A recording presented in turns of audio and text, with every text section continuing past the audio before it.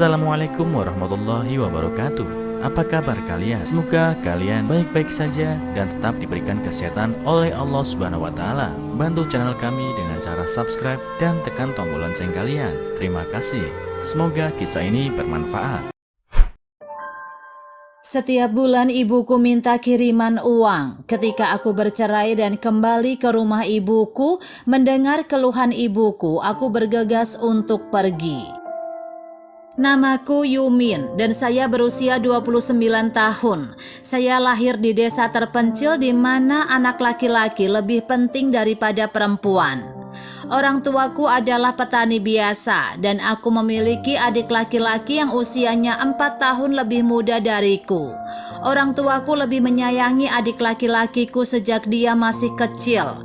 Aku sudah terbiasa menjadi orang yang terabaikan. Setelah usia 14 atau 15 tahun, orang selalu memujiku karena aku cantik dan mereka juga mengatakan bahwa aku akan menikah dengan suami yang kaya di masa depan sehingga keluargaku akan mendapatkan banyak uang. Pada saat itu, aku tidak peduli dengan apa yang dikatakan orang-orang, tetapi aku tidak menyangka bahwa beberapa tahun kemudian itu akan menjadi kenyataan. Ketika aku berusia 19 tahun, orang tuaku mulai mencari pasangan untukku. Permintaan orang tuaku sangat sederhana. Mereka harus orang kaya. Mereka tidak pernah mempertimbangkan apakah aku suka atau tidak dan apakah pria itu akan tulus padaku. Ketika aku berusia 20 tahun, aku bertemu dengan seorang pria dari desa tetangga karena saling jatuh cinta. Pria itu sangat baik kepadaku, tetapi orang tuaku dengan tegas menentang, mengatakan bahwa pria itu miskin dan bahkan tidak bisa memberikan mahar. Orang tuaku memaksa aku untuk putus. Saat itu aku masih terlalu muda, polos, dan tidak tahu bagaimana memperjuangkan cintaku. Aku juga berpikir mungkin orang tuaku melakukannya untuk kebaikanku sendiri. Jadi aku menjadi pengecut dan menuruti kemauan orang tuaku. Karena orang tuaku menuntut mahar yang tinggi, banyak pria yang tertarik padaku menyerah karena tidak memiliki uang. Aku pergi ke kota dan bekerja di sebuah pabrik, dan semua uang yang aku peroleh aku kirim ke orang tuaku untuk biaya sekolah adik laki-lakiku. Awalnya aku berpikir aku tidak akan pernah bisa menikah karena syarat yang diajukan oleh orang tuaku. Tetapi aku tidak menyangka bahwa ada seseorang benar-benar bersedia untuk memberikan 300.000 yuan, sekitar 675 juta rupiah sebagai mahar. Dia adalah pria paruh baya yang 16 tahun lebih tua dariku. Dia duda dan istrinya meninggal dan dia memiliki seorang putra berusia 8 tahun. Dalam keluarga, orang tua yang mencintai anak-anaknya umumnya tidak membiarkan anak perempuannya menikah dengan seorang duda. Tetapi orang tuaku tergerak ketika mereka mendengar mahar 300.000 itu. Mereka mengatakan bahwa seorang pria yang memiliki riwayat pernikahan sebelumnya lebih dewasa dan lebih stabil. Setelah menikah bisa hidup lebih baik daripada menikah dengan pria muda yang tidak memiliki apa-apa. Karena desakan orang tuaku, akhirnya aku menikah dengan duda itu. Suamiku seorang pengusaha. Dia tidak tampan tetapi sangat murah hati kepadaku. Aku juga memperlakukannya dengan baik, merawat putranya seperti anakku sendiri. Suamiku juga sangat murah hati kepadaku. Dia akan membelikan semua yang aku inginkan dan dia akan memberi aku 10.000 yuan setiap bulan untuk keperluan rumah tangga dan untuk perawatan kecantikanku. Aku tahu bahwa alasan dia mau menikah denganku karena aku cantik dan bukan karena cinta.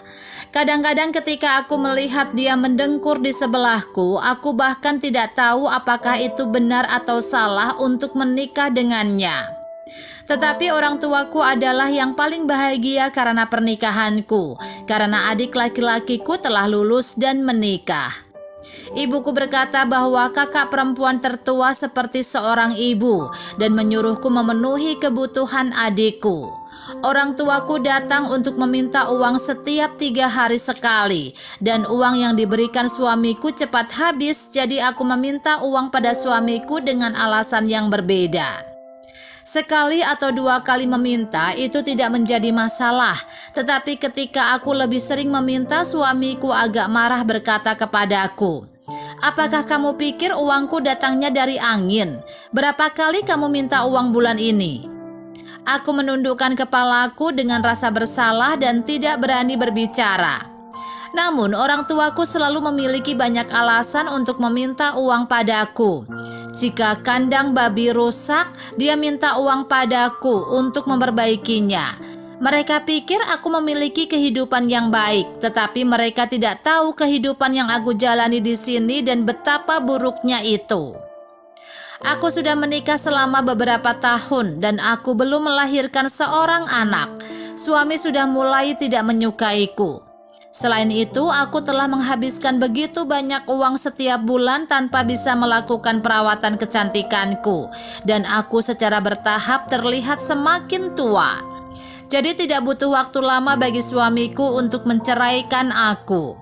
Aku diusir keluar dari rumahnya. Aku menjadi tunawisma dan aku tidak pernah berpikir untuk menabung secara pribadi untuk membeli rumah. Jadi aku kembali ke rumah orang tuaku. Kedua orang tuaku dan adik laki-lakiku pindah ke perumahan. Rumah itu dibeli dengan uang hadiah pertunanganku saat itu.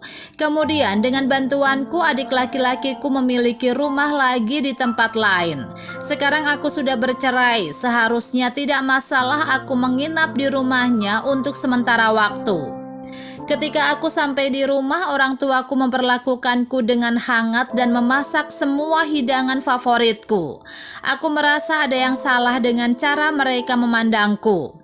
Di malam hari, ibuku bersikeras agar aku tidur dengannya di kamar yang sama. Setelah berbaring, ibu saya mulai berbicara tentang betapa sulitnya bagi mereka melewati hidup dan bertanya padaku, "Dari perceraian ini, apakah kamu mendapat bagian uang?" Ketika aku mendengar kata-katanya, air mataku mengalir. Dia tidak bertanya mengapa aku bercerai, tetapi dia bertanya kepadaku berapa banyak uang yang aku dapat. Aku merasakan hawa dingin yang belum pernah kurasakan sebelumnya. Aku tidak punya uang sepeser pun. Saya pergi saja dari rumah. Aku mengatakan kepadanya dengan jujur.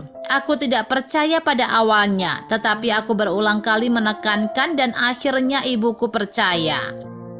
Mengetahui bahwa aku tidak mendapatkan uang, keesokan harinya sikapnya terhadapku berubah 180 derajat. Adik iparku mulai mengeluh harga kebutuhan yang mulai naik.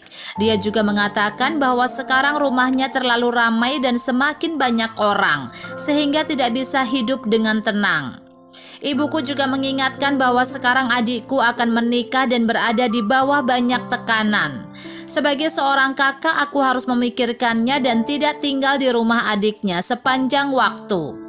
Aku mengerti, mereka berpikir aku tidak punya penghasilan dan tidak dapat memberi mereka manfaat apapun pada mereka. Selama bertahun-tahun aku telah membayar begitu banyak untuk keluarga ini, dan pada akhirnya inilah balasannya. Aku memutuskan untuk pergi dari rumah adikku. Aku memutuskan untuk meminta semua uang yang telah aku berikan selama bertahun-tahun kepada mereka. Menurut teman-teman, apakah tindakan yang aku ambil ini benar?